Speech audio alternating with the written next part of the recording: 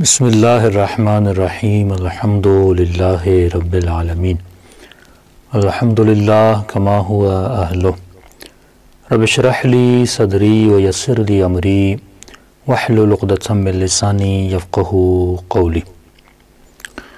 دعا ہے کہ پروردگار عالم ہم سب کو فرامین اہل بیت پر عمل کرنے کی توفیق نصیب فرمائے۔ شرح دعائے مکارم الاخلاق۔ وبعملی الی احسن الاعمال، اے خدا میرے اعمال کو بہترین عمل بنا۔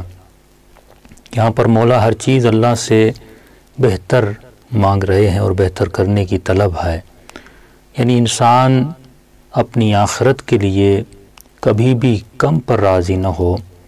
اپنی دنیا پر اگر کم پہ راضی ہے، قناعت ہے تو صحیح ہے، لیکن اعمال اخروی کے لیے کبھی بھی قناعت اختیار نہ کرے، اس میں جتنا ہو سکے انسان کثرت کی طرف جائے۔ اور ایک چیز آپ یاد رکھیں کہ خلقت انسان کا فلسفہ ہی یہی ہے، حیات کا فلسفہ یہی ہے کہ انسان اس کائنات میں کام کرنے آیا ہے۔ ایک چھوٹی سی مثال دوں، اگر کوئی کسان کھیتی باڑی کے لیے جا رہا ہے یا کوئی ورکر اپنے کام پہ جا رہا ہے، جب انسان اپنے کام پہ ہوتا ہے اس کا فوکس جو ہے اسی کام پہ ہوتا ہے۔ یعنی آپ نے کبھی یہ نہیں دیکھا ہوگا کوئی کسان جب کھیتی باڑی کر رہا ہے تو وہاں پر وہ اپنے سونے اور آرام کے لیے ایک بیڈ لگا دے، نہیں، ایک چھوٹی سی جگہ کسی درخت کے نیچے ڈھونڈتا ہے اور وہیں پر جو ہے آرام کرتا ہے، سر پہ تھوڑا سا چھوٹا سا کپڑا رکھ لیتا ہے جا کے دھوپ سے بچے۔ شام کو کھانا کھاتا ہے، رومال میں بیوی اس کی 2 روٹیاں دیتی ہے اور وہی کھانا کھا کے پھر اپنی کھیتی باڑی میں مشغول ہو جاتا ہے۔ اگر کوئی اسے کہے کہ نہیں آئیے صاحب ہم کباب بناتے ہیں اور کباب کھاتے ہیں، تو کہے گا نہیں، اگر میں خود کو ان چیزوں میں مشغول کر لوں تو اصل جو میرا کام ہے کھیتی باڑی وہ رہ جائے گا۔ تو انسان دنیا میں کام کے لیے آیا ہے، تو انسان کو یہ سوچنا چاہیے میرا اصل کام کیا ہے۔ شیطان دیکھیے وہ آپ کو نماز بھی پڑھنے دے گا، وہ آپ کو روزہ رکھنے دے گا، اس کو پتہ ہے یہ مسلمان ہے، مجلسوں میں جاتا ہے، دروس اخلاق سنتا ہے، تو یہ چیزیں آپ کو وہ کرنے دے گا، لیکن اس کا کام ہے اصل کام سے آپ کی توجہ کو ہٹانا۔ 2 ورڈز ہیں، ایک ہے امپورٹنٹ، ایک ہے موسٹ امپورٹنٹ، یعنی بہت ضروری کام، ضروری کام۔ وہ کیا کرتا ہے کہ بہت سا انسان متقی بھی بن جائے تو وہ نماز کو ضروری حد تک آپ کے ذہن میں لاتا ہے یا وہ عمل کرواتا ہے، جو بہت ضروری ہے وہ دوسری اور چیزوں کو قرار دیتا ہے۔ اسلام قطعاً یہ نہیں کہتا آپ شادی نہ کریں، آپ کاروبار نہ کریں، آپ مثلاً گھومنے نہ جائیں، پھرنے نہ جائیں، سب کچھ کریں، لیکن عزیزان محترم اصل کام دنیا میں آنے گھومنا پھرنا نہیں تھا، اصل کام شادی کرنا نہیں تھا۔ یہ ساری چیزیں لوازمات زندگی کا حصہ ہیں، ان کا ہونا بھی ضروری ہے، یہ سنت اہل بیت بھی ہے، لیکن اصل کام سے کبھی انسان غافل نہ ہو جائے۔ اصل کام کیا ہے؟ اصل کام یہ ہے کہ انسان کبھی کسی خیر کے کام سے دوری نہ کرے۔ دنیا میں کوئی بھی کام ہو، وہ خیر کا اگر کام ہے اس کے انسان پیچھے لگے۔ یہ ایک مشہور محاورہ ہے جو ہم کہتے ہیں نا کہ نماز کو نہ کہو کہ مجھے کام ہے، اپنے کام کو کہو کہ مجھے نماز پڑھنی ہے۔ اکثر لوگ پوچھتے ہیں مولانا ہم جاب پہ جاتے ہیں، واپسی میں نماز پڑھنے میں دیر ہو جاتی ہے، یا فلاں کام پہ گئے یا فلاں بزنس کے لیے گئے ہمیں دیر ہو گئی۔ اس کا مطلب ہماری جو اصل ترجیحات ہے جس کو ہم امپورٹنس دے رہے ہیں فرسٹ پہ وہ کام ہے، اس کے بعد اگر میری نماز 1 گھنٹہ لیٹ بھی ہو گئی تو کوئی مسئلہ نہیں۔ اگر کوئی نماز پڑھ سکتا ہے، عذر شرعی نہیں ہے، اور اگر نماز کو اس وقت پہ نہیں پڑھ رہا، وہ یقین جانے کہ اس نے نماز کو ابھی تک زندگی میں فرسٹ پرائرٹی نہیں دی۔ کہتا تو ہے نماز ہے لیکن اس نے نماز کو موسٹ امپورٹنٹ نہیں سمجھا۔ اب یہ انسان مرنے کے بعد پچھتائے گا، اور کب معصوم فرماتے اس کو پتہ چلے گا؟ جب اسے قبر میں ڈالا جائے گا، جب کفن میں اس کا جنازہ لپٹا جائے گا، جب پتھر رکھا جائے گا، اس وقت اسے پتہ چلے گا میں جن جن کاموں میں مصروف تھا وہ تو سیکنڈری کام تھے، جو اصل امپورٹنٹ چیز تھی جو مجھے یہاں پر کام آئے گی، کہ فرمایا دنیا مزرعۃ الاخرہ، دنیا جو ہے وہ آخرت کا مزرعہ ہے، کھیتی باڑی ہے۔ تو بھائی تم کھیتی باڑی ذرا تصور کریں، درس ہمارے استاد اخلاق کہتے تھے اس طرح تجھے زندگی گزارنی ہے، جو تمہیں امپورٹنس دینی ہے وہ اپنی کھیتی باڑی ہے، جو اصل کام ہے جس ڈیوٹی کو یہاں پہ نبھانے کے لیے آئے ہو۔ 60-70 سال کی زندگی ہے، 60 بھی ابھی زیادہ لگتا ہے، 50 سال کی سمجھو زندگی ہے، اس زندگی کو گزارنا ہے، اور گزرتے ہوئے تمہیں پتہ تک نہیں چلے گا۔ اس لیے وہاں فرماتے ہیں وَبِعَمَلِي إِلَىٰ أَحْسَنِ الْأَعْمَالِ، پروردگارہ میرے عمل کو بہترین عمل قرار دے۔ اکثر آپ نے دیکھا ہوگا کہ والدین مثلاً اپنے جوان بیٹے کو کہتے ہیں کہ میرے لال ابھی تو تمہارے گھومنے پھرنے کی زندگی ہے. ہاں دیکھیے گھومنے پھرنے کی زندگی نہ جوان کے لیے ہے نہ بوڑھے کے لیے. یہ جملے مت سکھائیے ان کو. زندگی کا کوئی بھی لمحہ گھومنے پھرنے کا نہیں ہے. ہم دنیا میں ایک عظیم ڈیوٹی نبھانے کے لیے آئے ہیں اور اگر اس ڈیوٹی میں ناکام رہے. آپ اہل بیت کی زندگی تو دیکھیں. میں نے پچھلی نشست میں کہا تھا مولا علی اپنی حکمت میں کیا فرماتے ہیں یہ عباد کی، عابدوں کی، زاہدوں کی زندگیوں کی تعریفیں کرتا ہے، صالحین کی، لیکن خود اس زندگی پہ عمل نہیں کرتا. ہاں یہ برائیاں کرنے والے مذنبین، گناہ کرنے والوں پر مذمت کرتا ہے، برات کرتا ہے، لیکن وہ احدہم، اور خود انہی میں سے ہے اور خود برائی کے پیچھے جاتا ہے. تو جب تک انسان کا فوکس نہ رہے کہ میں زندگی میں کون سا کام انجام دینا آیا تھا، وما خلقت الجن والانس الا لیعبدون، یہ عبادت بہت بڑا سرکل ہے. اصل کام یہ میں بار بار دہرا رہا ہوں، اصل آپ کا زندگی میں کام کیا ہے اس کو اگر آپ پرائیورٹی نہیں دے رہے، اہمیت نہیں دے رہے، اس کا مطلب آپ غلط راہ پہ چل رہے ہیں. اور دعا کریں کہ خدا اصل کام پہ ہماری توجہ رکھے. کیوں امام حسن کے لیے ملتا ہے وضو، اذان آتی تھی چہرے کا رنگ زرد ہو جاتا تھا؟ کیوں ملتا ہے یہ؟ ان کا فرما ہمارے شیعوں کی نشانی یہ ہے، جب حکم الہی کو سنتے ہیں ان کے رنگ بدل جاتے ہیں. ہم کیوں اپنے خمس دینے میں تاخیر کرتے ہیں جبکہ وہ اصل کام ہے؟ ہم کیوں اپنی نماز میں دیر کرتے ہیں جبکہ یہ اصل کام ہے؟ ہم کیوں واجبات میں دیری کرتے ہیں؟ ہم کیوں کوئی گناہ کر رہا ہوتا ہے یا خود اس گناہ میں مبتلا ہو رہے ہوتے ہیں، وہ جھوٹ ہو، وہ غیبت ہو، وہ حسد ہو، وہ بغض ہو، جتنی بھی چیزیں ہیں، ہم اس کو اتنا کیوں ہلکا لیتے ہیں؟ اس کا مطلب ہم نے اپنے اصل کام کو پیچھے چھوڑ دیا ہے اور ہم دوسری چیزوں میں لگے ہوئے ہیں. دوسری چیز، انسان خیر کا کام کرے. یہاں پر ایک اور مطلب آپ کی خدمت میں عرض کرنا ہے کہ جب خیر کا کام کریں تو کوئی بھی خیر کا کام چھوٹا یا بڑا نہیں ہوتا. ایک کسان جب کھیتی باڑی کرتا ہے تو اس کھیت میں چند چیزیں بہت امپورٹنٹ ہوتی ہیں، لیکن بہت چیزیں موسٹ امپورٹنٹ ہوتی ہیں، لیکن ہر چیز کا اس کے ساتھ ہونا ضروری ہے. مثال کے طور پہ آپ کی گاڑی ہے، آپ نہیں کہہ سکتے کہ گاڑی میں ٹائر کا ہونا بڑا اہم ہے لیکن گاڑی میں بریک کا ہونا اہم نہیں ہے. ایون چھوٹی سی وہ ہیڈ لائٹ ہے جو رائٹ اور لیفٹ پہ آپ مڑتے ہیں اس کو آپ جلاتے ہیں، یعنی پوری گاڑی میں وہ ہیڈ لائٹ بھی بہت امپورٹنٹ ہے، وہ ٹائر بھی بہت امپورٹنٹ ہے، سیٹس بھی بہت امپورٹنٹ ہے، انجن بھی بہت امپورٹنٹ ہے. لیکن آپ کہہ سکتے ہیں کہ انجن مثلا اس گاڑی میں اگر نہ ہو تو گاڑی چلے گی نہیں، اس کی پوری باڈی فضول ہے، مثلا یہ آپ کہہ سکتے ہیں، ٹھیک ہے نا. تو یعنی لیکن اس گاڑی کا ایک ایک پرزہ، وہ گاڑی بنتی ہی تب ہے جب یہ سارے پرزے آپس میں ملتے ہیں. اسی طرح اعمال عبادی ہیں، نماز ہے، روزہ ہے، حج ہے، زکوٰۃ ہے، ایون چھوٹے سے چھوٹا مستحب بھی جو ہے نا، یہ جب سارے آپس میں ملتے ہیں پھر انسان مومن کامل بنتا ہے. تو کسی بھی خیر کے کام کو چھوٹا مت سمجھا کریں. چھوٹی سی چھوٹی چیز بھی آپ کو آخرت میں کام آتی ہے.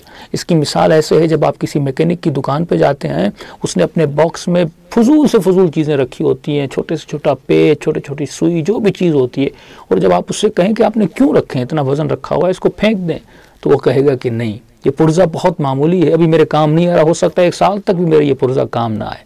لیکن کبھی کبھی کوئی ایسی مشینری آتی ہے، کوئی ایسی گاڑی آتی ہے جس میں اس پرزے کی ضرورت پڑتی ہے، میں ڈھونڈتا ہوں اور یہی پرزہ اس گاڑی کے کام آتا ہے. ایک دن یہی 5 روپے کا پرزہ مجھے کبھی کبھی 500 کا فائدہ دے سکتا ہے. بالکل اسی طرح چھوٹے سے چھوٹا عمل بھی مرنے کے بعد انسان کی زندگی میں بہت کام آتا ہے. کہ آپ نے بہت بڑے عالم کا واقعہ سنا ہوگا، جب دنیا سے چلے گئے تو ملائکوں نے پوچھا کیا لائے ہو پروردگار عالم کی درگاہ میں؟ وہ کون سا خالص عمل ہے جس کی وجہ سے تجھے نجات دی جائے اور تمہارے برزخ کے سفر کو آسان کیا جائے؟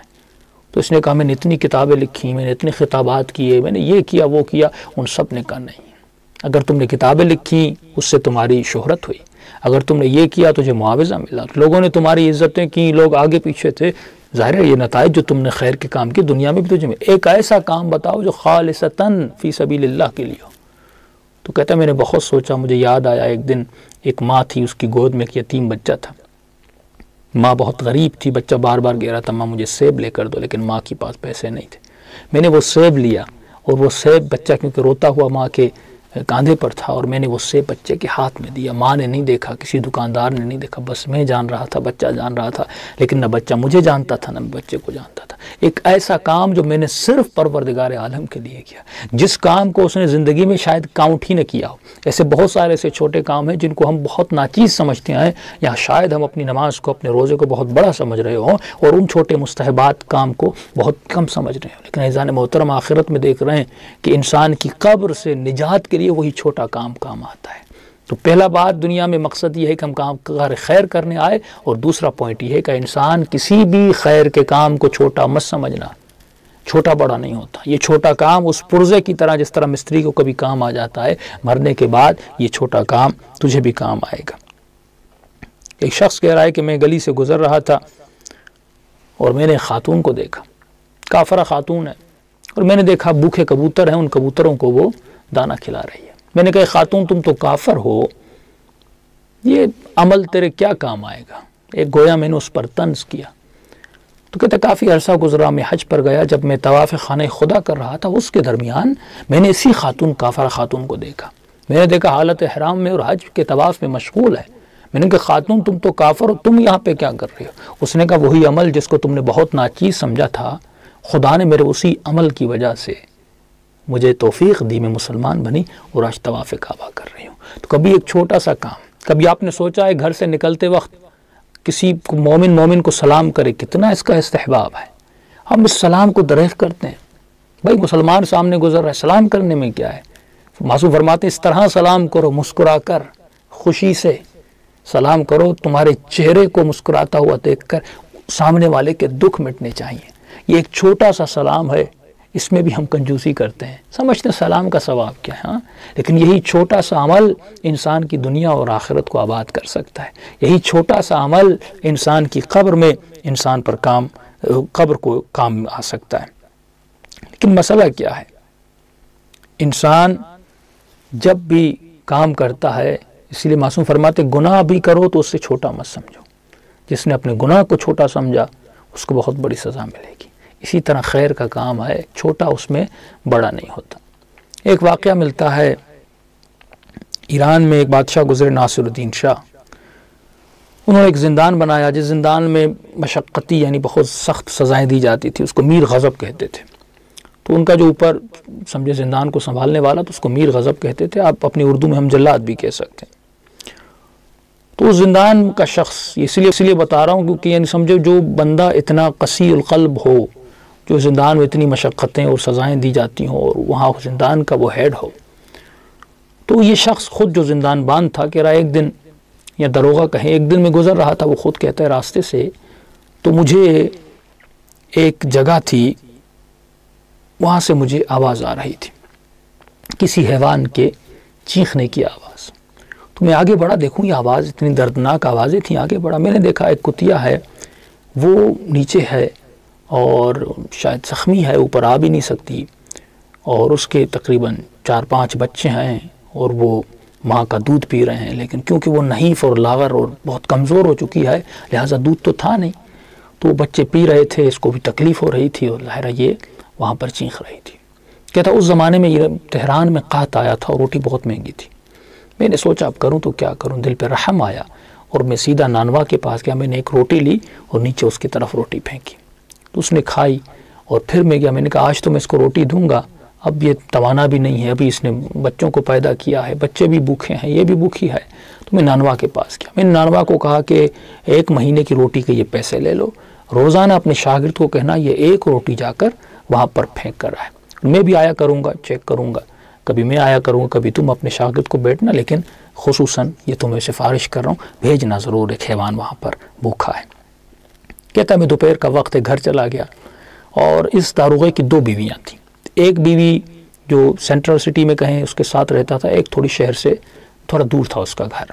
تو یہ ایک دن ایک بیوی کے گھر میں ہوتا تھا, دوسرے دن دوسری بیوی کے پاس جاتا تھا. یہ جو دن تھا یہ شہر سے باہر والی بیوی کا دن تھا.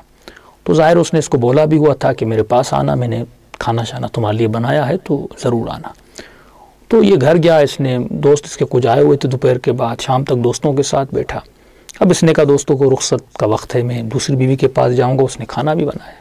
انہوں نے کہا نہیں بھائی اب کیا ایک دن نہیں جاؤ گے کیا ہوگا؟ اس نے کہا نہیں بھائی بیوی ناراض ہو جائے گی، کھانا بنایا ہے۔ انہوں نے کہا نہیں، تم جیسے ہوتے ہیں مرد حضرات ایک دوسرے کو تانے بازی کرتے ہیں، تو انہوں نے بہت اس کو کہا رک جاؤ، اصرار کیا، یہ کچھ نہیں ہوگا۔ تو اس نے کہا آپ گھر میں جھگڑا ڈلواؤ۔ انہوں نے کہا نہیں، ابھی دوستوں کے اصرار پہ وہ رات وہیں پہ رک گیا۔ کہ کافی رات دیر تک ہم آپس میں بیٹھے باتیں کی، پھر وہ دوست چلے گئے، رات کو میں سو گیا۔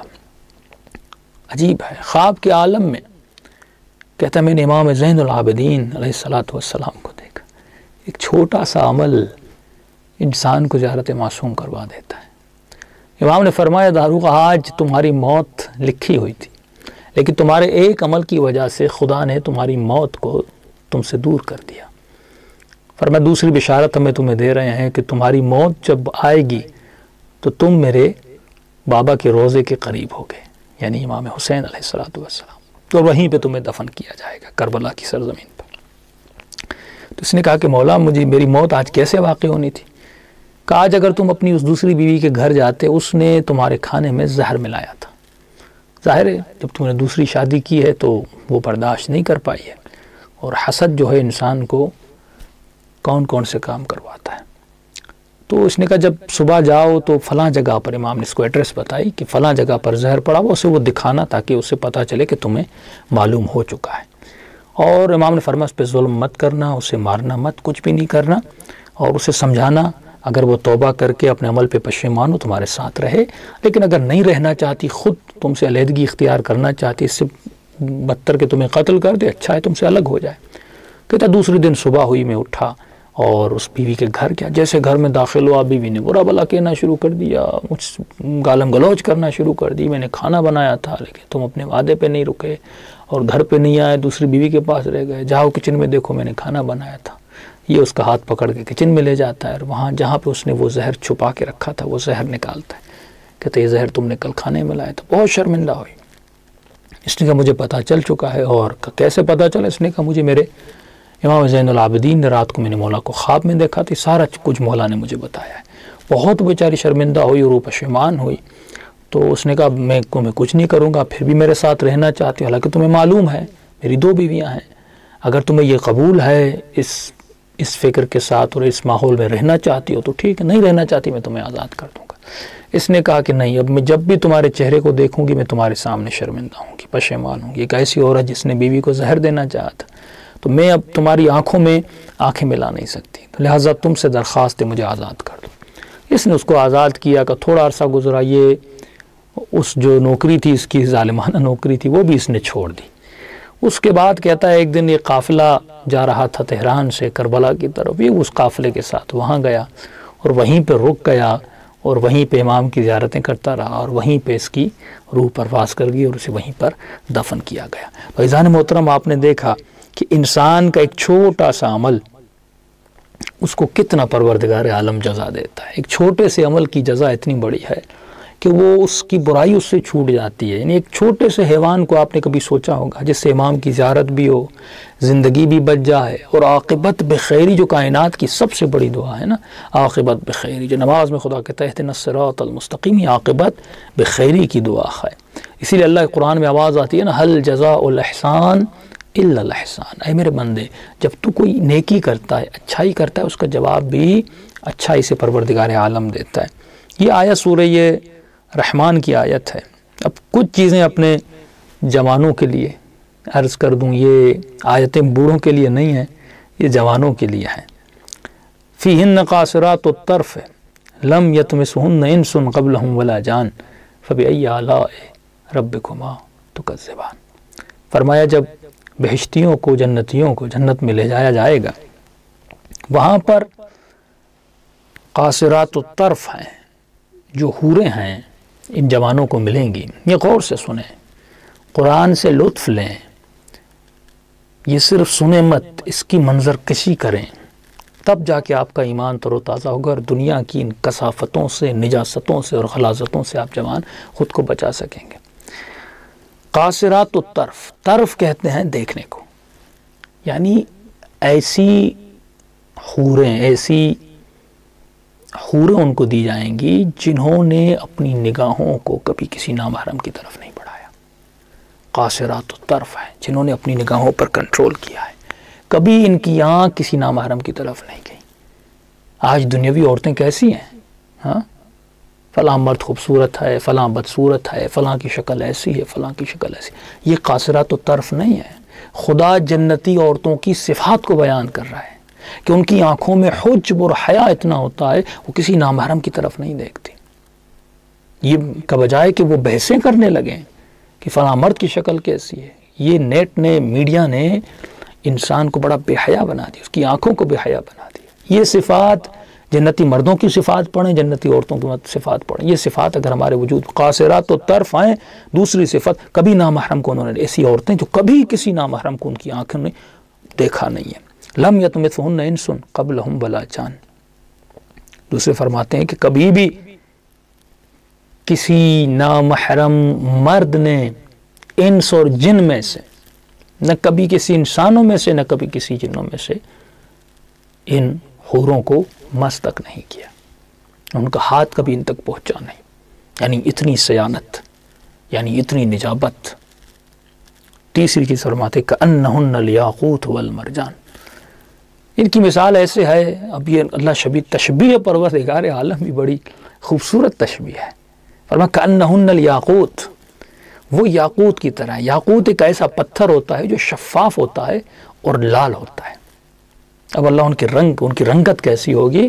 فرمایا کأنہن الیاقوت، وہ یاقوت پتھر جو شفاف ہوتا ہے، یعنی شفاف اور لال ہوتا ہے۔ والمرجان، مرجان ایک ایسا پتھر ہے جو دریاؤں کی تہ میں ملتا ہے، اور اس میں بھی مختلف رنگ ہوتے ہیں۔ جو بہترین اس کا رنگ ہوتا ہے مرجان، وہ سفید رنگ کا ہوتا ہے۔ ہاں، یاقوت یعنی شفاف لال، اور مرجان ہے، مرجان جو بالکل دریا کی تہ سے ملتا ہے، جس کو مروارید بھی کہتے ہیں، وہ سفید رنگ کا ہوتا ہے۔ یعنی ان کی رنگت لال اور سفید ہے، یہ اللہ ان کی رنگت بتا رہا ہے۔ پھر کہتا ہے هل جزاء الاحسان الا الاحسان، بل جزاء الاحسان الا الاحسان، یہ اس احسان کا بدلہ ہے اے میرے بندے جو تم نے کیا تھا۔ اتنی نجیب عورتیں، اتنی خوبصورت عورتیں اللہ جوانوں تمہیں عطا کرے گا، یہ تمہارے احسان کا بدلہ ہے۔ انسان کبھی سوچے تو صحیح، رونے کا مقام ہے، خدا میں نے کون سا احسان کیا؟ یہ ہاتھ تو نے دیے، یہ آنکھیں تو نے دی، یہ نعمت تیری تھی، یہ دانا، یہ گندم، سب کچھ تو نے دیا، لیکن خدا کہہ رہا نہیں اے میرے بندے یہ تیرا احسان تھا۔ ہاں، اور دیکھیے کہتے ہیں نا، جب کوئی آپ پر احسان کرے تو اس کا بدلہ احسان سے چکاؤ۔ ہاں، لیکن احسان اچھا کر کے چکاؤ۔ مثال کے طور پہ کسی نے آپ کی دعوت دی اور اس دعوت پہ اس نے آپ کو 3-4 آئٹم، مثال میں دنیاوی مثال دے رہا ہوں، تو آپ کا احسان کا بدلہ ہے کہ آپ اس سے اچھا اس کو کھلاؤ، ٹھیک ہے نا؟ کیوں؟ کیونکہ جب اس نے آپ پر احسان کیا تھا اس وقت آپ نے اس پر کوئی احسان نہیں کیا تھا، اس نے بلاعوض آپ پر ایک احسان کیا تھا۔ جب آپ اس پر احسان کر رہے ہو تو اس کے احسان کے بدلے میں احسان کر رہے ہو، اسی لیے اتنا اچھا کرو تاکہ آپ کا ہاتھ اس کے ہاتھ کے، یعنی تھوڑا سوا سیر ہو آپ کا احسان اس کے احسان پر۔ تو خدا کہتا ہے کہ جب تم نے سب میرے ساتھ یہ کیا تھا، وہ تمہارا کام سارے ٹیمپریری تھے۔ کون سا ہم 24 گھنٹہ نماز میں مشغول ہوتے؟ ٹیمپریری 5 منٹس 10 منٹس ہماری عبادت ہوتی ہے۔ پورے سال میں 30 روزے رکھتے ہیں، بہت زیادہ مستحبات اور روزے بھی رکھ لیے، 20 اور رکھ لیں گے نا، تو پورے سال میں کتنے ہو گئے؟ 50 ہم روزے رکھ لیتے ہیں، اور نمازیں بھی ٹوٹی پھوٹی نمازیں، کبھی پڑھی، کبھی دیر سے پڑھی، کبھی ادھوری پڑھی، ٹوٹی پھوٹی عبادتیں۔ ہاں، ٹیمپریری احسان کے بدلے میں خدا دائمی احسان کا جواب دے رہا ہے۔ اللہ اکبر۔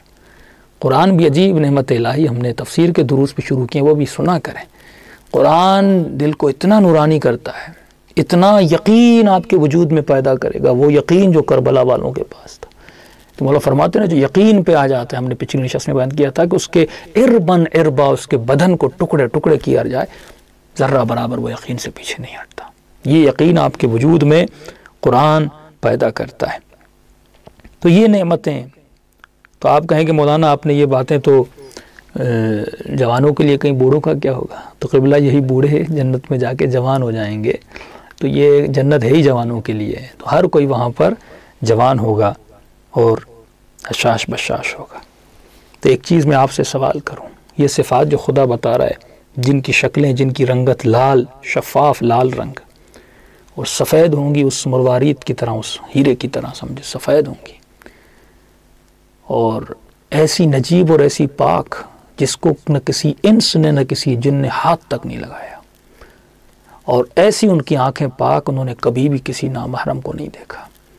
یہاں تک کسی حدیث میں ملتا ہے کہ جب بہشتی بہشت میں داخل ہوں گے اور حوریں ان کا ہاتھ تھامیں گی، اور تھامنے کے بعد کہیں گی کہ پوری جنت کو دیکھ لو، اس پوری جنت سے زیادہ جب سے ہمارا ہاتھ تمہارے ہاتھ میں، خدا نے اس پوری جنت سے زیادہ تمہاری محبت میرے دل میں ڈالی اور میری محبت تمہارے دل میں ڈالی ہے۔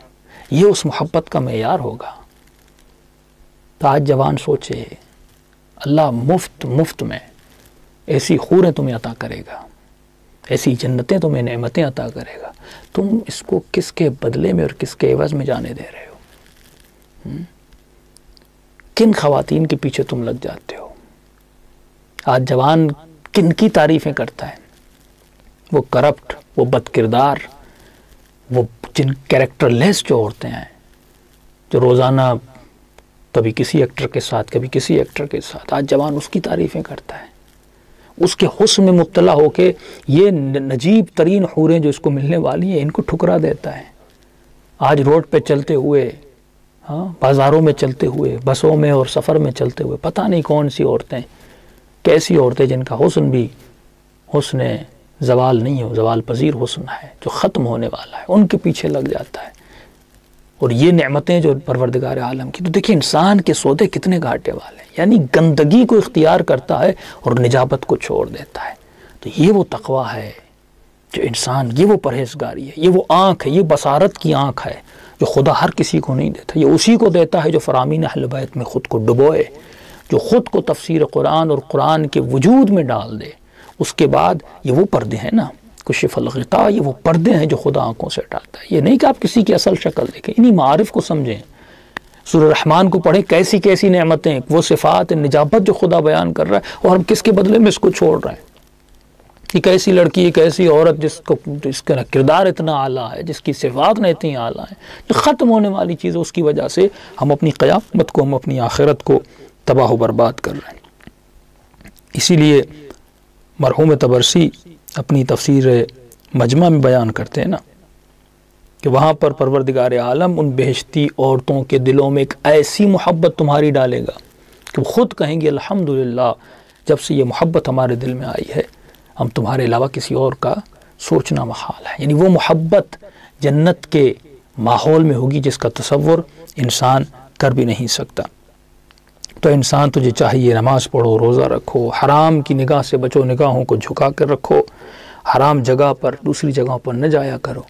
دنیا 50-60 سال کی ہے اور اس دنیا میں اپنی زندگی اور آخرت کو آباد کیا کرو۔ غرض سخن یہ کہ کسی بھی کام کو معمولی مت سمجھو، یہاں تک کہ ایک سلام ہی کیوں نہ ہو، یہ چھوٹا سا سلام ہے، یہ آخرت کو آباد کرتا ہے۔ کسی بھوکے کو سیراب کرنا، یہ آپ کی آخرت کو آباد کرتا ہے۔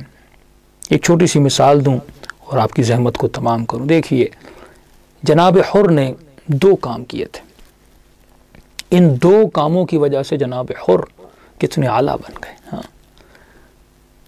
حالانکہ حر نے 2 کاموں کے ساتھ 2 بہت بڑے برے کام بھی کیے تھے نا، لیکن اللہ کس کا پلڑا بھاری کرتا ہے؟ آپ کے اچھے کام کا، اس کو بھاری کر دیتا ہے۔ کتابیں لکھی گئی ہیں، ان کی زندگی پر کتابیں لکھی گئی ہیں، اس لیے کیونکہ حر نے 2 کام ایسے کیے تھے جن کاموں کو امام نے پسند کیا۔ واقعہ بہت بڑا ہے جناب حر کا، مختصر یہ کہ امام حسین کا راستہ روکا، ابن زیاد نے بھیجا، تو اس راستے میں چہمگوئیاں ہوئیں، امام کو روکا گیا، امام نے کہا آگے جانے دو، کہا نہیں جانے دوں گا، کیوں جا رہے ہو؟ امام نے کہا کہ مجھے خط لکھے گئے ہیں، کہ میرے لشکر میں سے کسی نے لکھا، سچ کہہ رہا تھا، میں نے خط نہیں لکھا۔ اب دیکھیے خود حسین ابن علی کو روکنا، تپتی ہوئی دھوپ میں، ظاہر خیمے تو نہیں تھے نا، بیبیاں اونٹوں کے اوپر سوار تھیں، یعنی دھوپ پڑ رہی تھی سیدہ زینب پر، بچوں پر مولا کے دھوپ پڑ رہی تھی، اتنی دھوپ میں حر نے 1 منٹ 2 منٹ نہیں، ایزان محترم ملتا ہے 3 دن کے لیے مولا کے قافلے کو روک کے رکھا۔ اتنا حر نے غلطی کی، اور یہ تکلیف جو سیدانیوں کو ملی، پورے قافلے کو روک کے رکھا، کہا مجھے حکم ہے میں آپ کو آگے۔ امام نے کہا مجھے اگر وہ میری بیعت نہیں کرتے تو مدینے واپس جاتا ہوں، کہا نہیں مجھے یہ بھی منع کیا گیا مدینے نہ جانے تو۔ یہاں تک کہ امام، دیکھیے امام تو جانتے تھے نا، امام نے کہا ٹھیک ہے، نہ مدینے نہ میں اسلامی ریاستوں سے ہٹ کے، میں بالکل یزید کی ریاستوں سے ہٹ کے کہیں اور جانا چاہتا ہوں، کہا نہیں۔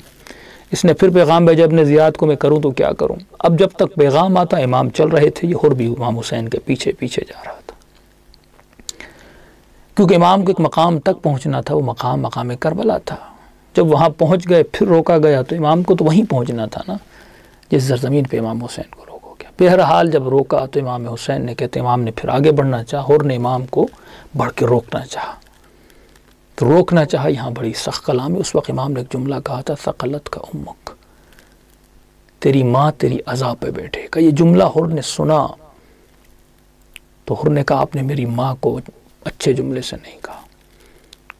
اس وقت کہا کہ اگر کوئی اور ہوتا میں بھی اس کی ماں کو اس سے بدتر جواب دیتا، لیکن کیا کروں کہ آپ جناب سیدہ فاطمۃ الزہرا کے لال ہیں۔ یہ پہلا اچھا کام تھا حر نے جو کیا تھا، سیدہ کا ادب کیا تھا۔ یہ ایک کام حر نے اچھا کام کیا تھا۔ دوسرا کام، جب اتنی تلخ کلامی ہو بھی چکی، اس کے بعد قافلہ روانہ ہوا، پھر نماز ظہر کا وقت ہوا تو امام نے کہا کہ تم اپنے لشکر میں نماز پڑھو، میں اپنے لشکر میں نماز پڑھتا ہوں۔ اس نے کہا نہیں، آپ فرزند رسول ہیں، میں آپ کے پیچھے نماز پڑھنا چاہتا ہوں۔ تو امام کی اقتداء لشکر کو کہا سارے جمع ہو جا، فرزند رسول کے اقتداء میں آتے۔ یہ دوسرا حر کا اچھا کام تھا، امام کے پیچھے نماز پڑھنا۔ دوسرا حر نے جناب سیدہ کا احترام کیا تھا۔ تو اسی احترام نے فرماتے ہیں حل جزاء الاحسان الا الاحسان، احسان کا بدلہ، احسان کا انجام احسان سے دو، محبت کا انجام، اس نے اگر محبت کی ہے تم اس سے زیادہ اس سے محبت کرو۔ اور خدا نے کتنا بڑا اچھا جواب دیا کہ حر کو جب شہادت ملتی ہے تو اس کا سر امام حسین کی گود میں موجود ہے، اور ملتا ہے کہ سر زخمی تھا، امام حسین نے جناب سیدہ کا رومال اس کے سر پہ باندھا، اور یقیناً اگر حر زندہ نہ ہوتے تو مولا رومال باندھنے کی مطلب یہ کہ حر ابھی زندہ تھا، تب امام نے اس کے زخم پہ، کیونکہ زندہ کے زخم پہ رومال باندھا جاتا ہے، تو امام نے رومال باندھا۔ اس کے بعد کہا حر کتنی شریف تھی تمہاری ماں کہ جس نے تمہارا نام حر رکھا، واقعاً تو دنیا اور آخرت میں حر ہے۔ عزیزان محترم، اگر انسان کوئی ایک اچھا کام، خیر کا کام انجام دیتا ہے، اس کے ساتھ اگر اس نے کوئی بہت بڑی برائی بھی کی ہو، لیکن وہ کام اس پہ بھاری آ جاتا ہے، اور خدا اسی کام کی برکت میں اس کے وجود میں کیسا نور ڈالتا ہے۔ لیکن اب ٹیمپریری ٹائم کے لیے اس نے ایک اچھا کام کیا تھا، لیکن اس کو ابدی جزا مل گئی۔ یہ حل جزاء الاحسان الا الاحسان۔ تو زندگی میں کبھی بھی کار خیر ولو وہ ایک سلام ہی کیوں نہ ہو، گھر سے نکلتے ہوئے کہ مسلمان کو سلام کیوں نہ، ایک بھوکے کی مدد کیوں نہ ہو، اور کبھی بھی یہ مت سوچئے میں یہ اگر کسی پر احسان اتنا میرا ٹائم جائے گا، نہیں، یہ آپ کی پرائرٹی ہے، آپ آئی اسی کے لیے ہیں۔ اگر خیر کے کام میں ٹائم جاتا ہے تو چلا جائے، اگر نماز پڑھنے میں 5 منٹ جلدی پڑھ کے مجھے کام پہ پہنچنا ہے، کبھی وہ کام نہیں ہوگا۔ یہ نماز ہے جو تمہارے کام میں، تمہارے رزق میں برکت لائے گی۔ تو عزیزان محترم، خیر کے کام کو بھی ترک مت کیجیے، کسی بھی خیر کے کام کو کبھی بھی چھوٹا مت سمجھیے۔ خیر کا کام بڑا ہوتا ہے اور ہماری دنیا اور آخرت کو آباد کرتا ہے۔ السلام علیکم ورحمۃ اللہ وبرکاتہ۔